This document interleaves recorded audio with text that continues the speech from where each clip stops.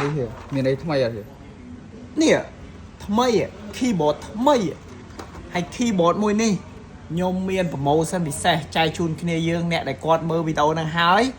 repost វីដេអូហ្នឹងឬ share វីដេអូហ្នឹង screenshot ចូល bio យើងទៅឆានមក page ឬក៏ Telegram ខ្ញុំបាននេះនេះយើងនេះឥឡូវ keyboard នេះពណ៌នេះពណ៌ខ្មៅឯងតែឥឡូវហ្នឹងគឺដូររូបរាងថ្មីណែឃើញអត់យើងយកមកដូរមកហើយខ្ញុំប្រាប់ promotion ហ្នឹងមិន keyboard នេះ$22 keycap នេះ$15បូកចូលគ្នា$37អ្នកគ្នាគ្រាន់តែ repost share វីដេអូហ្នឹងទៅគឺខ្ញុំលក់ promotion ពិសេសតម្លៃក្រោម$30ចែកជូនគ្នាយើងមកពីរហ្នឹង